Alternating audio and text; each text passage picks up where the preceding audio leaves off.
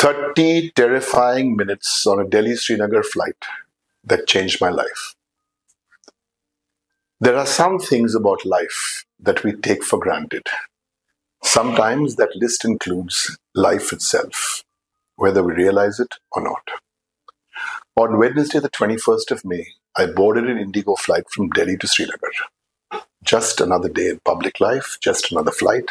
I take my usual seat at 19F at the emergency exit. Opting for that seat is an old habit. I'm on autopilot, doing all the things I normally do on a flight. 45 minutes in the air, halfway to our destination, there's an announcement over the PA asking us to fasten seatbelts. But there's absolutely no turbulence. 5 minutes later, we see lightning clearly visible as it stabs through the daylight. Now there is some turbulence, but it progresses rapidly.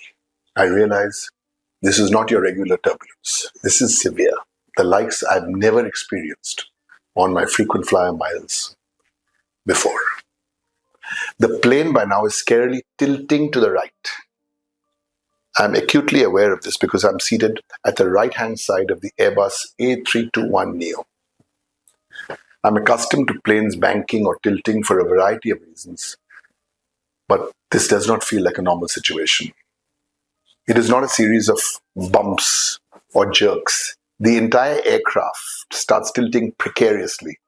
We are like hurtling down, seemingly to a sickening drop. Not a minute or two, I would say this lasted at least 10 terrifying minutes. Outside, all we can see, clouds ripped apart by angry streaks of lightning and constant hail. My mind is racing. Now there are other noises in the passenger cabin, not the normal buzz of conversation or a meal service. By now people are screaming, praying, chanting, some are screeching. The wave of sound creates added tension and fear. I'm conscious of passengers trying to film on their phones, but a voice, was it male, female, passenger voice, flight attendant, I can't remember. The voice says, "Band karo, stop filming." My life does not flash before me. Instead, I'm consumed by the thought that if something goes terribly wrong, I will miss the wedding in a few months of my only daughter. I think of my daughter, wife, stepdaughters, brothers, colleagues, friends. I think of what a tragedy it would be to leave them all behind without one chance to say goodbye to any of them. Sadness. The sadness is overwhelming. It is a deep, abiding sorrow for relationships, for friendships that will not progress beyond this fraught afternoon. Yes, I am aware of how blessed my life has been. Perhaps I honestly don't know if it had something to do with going to a dingy lane in Kolkata 35 years ago in 1990, where they housed the headquarters of a congregation of nuns. The setting was Spartan, almost awkward. 4 tackily painted wooden stools set out on a veranda overlooking a quadrangle. My first meeting and touching the hand of Mother Teresa, now Saint Teresa of Calcutta. So what else ran through my mind? I didn't think about politics. I didn't think about Parliament. I didn't think about the number of followers I had on X or Instagram. I was focused on the people who I love, people who mean the world to me, people who have been an important part of my life. I prayed to a higher being. I made a pact to be good.